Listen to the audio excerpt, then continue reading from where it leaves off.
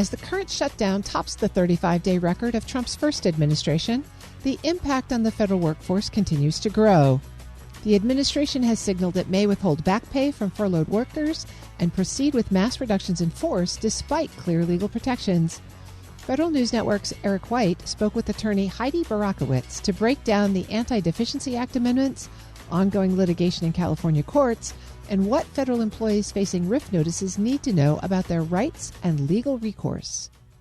In your experience of federal lawsuits pertaining to back pay during shutdowns, this one is going on and on pace to perhaps even be longer than the longest one in history just because we've really seen no movement or headway. What are we in for here, and what have been your thoughts as you've seen this shutdown play out? I wish I could answer the question about what we're in for. As people have been saying over and over since January 20th, this is unprecedented times, and that continues here. It looks as though the shutdown has the potential to last as long as the last one, which lasted for 35 days from December 2018 through 2019. And as far as sort of what we have in store for us, it's unclear. The administration is threatening to not pay federal workers who are furloughed. They are using this as an opportunity to RIF and remove thousands of federal employees just because they work on programs that this administration does not endorse. Once again, federal workers are under attack, and it's unnecessary. Yeah, the threats of not giving back pay.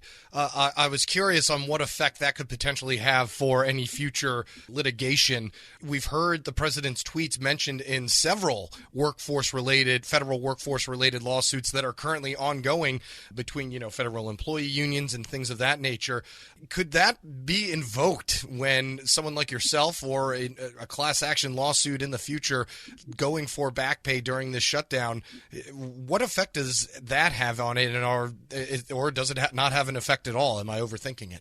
Well, in 2019, Congress amended the Anti-Deficiency Act specifically to confirm that employees, whether they are accepted and working during the shutdown or whether they're furloughed, that they will be paid at the earliest date possible after the lapse in appropriation ends. So to me, the law is quite clear that these employees are all entitled to back pay once the lapse of appropriation ends.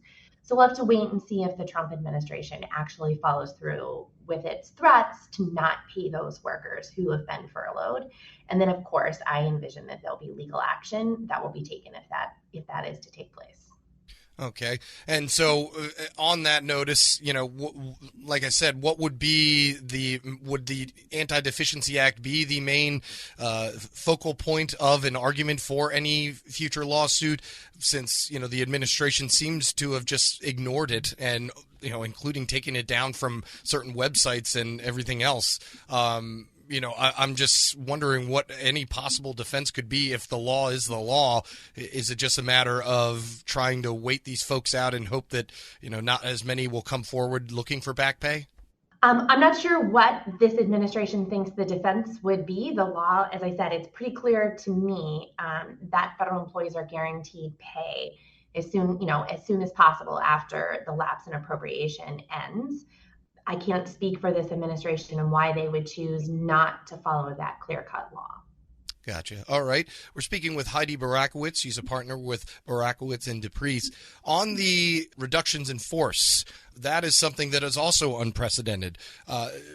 Riffing an agency, I know that, that's not pertaining to the lawsuits that you worked on in the past, but, how much more difficult does it make it to endure being either furloughed or, accepted work, and then all of a sudden you also get a RIF notice in the mail? I can't imagine that that's going to go unnoticed as well in the courts, right? Yeah, absolutely. There's already litigation that's been filed, for example, in the Northern District of California, to stop the reductions in force that the administration is pushing forward during the shutdown.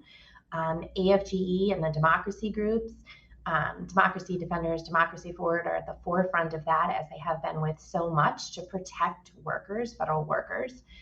There's currently a temporary restraining order in place I believe that they filed for a preliminary injunction yesterday to keep these illegal RIFs from moving forward.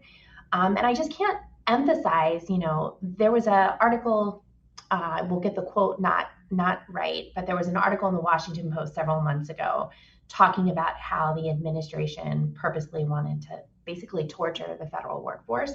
And they're using this shutdown as an opportunity to further do this. All of the attacks on the federal workforce are just not necessary. Threatening not to pay the furloughed workers, riffing employees during the shutdown, absolutely, even if there is a lapse in appropriations, it is not necessary for the Trump administration to attack the federal workforce the way they are.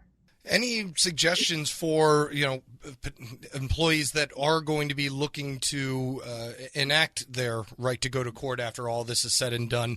I don't know if there is any, obviously save the RIF notice if you have it, I guess. But, is there anything that former or current federal employees should do if they are looking to go towards that or go that direction once the shutdown has ended and things get back to normal? Well, I hope that the RIFs do not take place, that the unions who have been just instrumental in protecting the federal workforce and really trying to save democracy, I hope that their lawsuits are successful and that the RIFs that the administration has tried to put forward during the shutdown, that they're able to stop them. If not, I would recommend any federal worker who has a RIF notice that is going forward. There's the Federal Workers Legal Defense Network, which is providing an army of volunteer attorneys who are providing help to federal workers who need it, such as people who are experiencing these RIFs. So absolutely reach out, try to get help, and challenge these illegal RIFs that are happening. Heidi Burakiewicz is a partner with Burakiewicz and DePriest. Thank you so much for taking the time and providing some insight. Thank you for having me. And we'll post this interview on our website. Go to federalnewsnetwork.com/Federal Drive. Subscribe to the Federal Drive wherever you get your podcasts.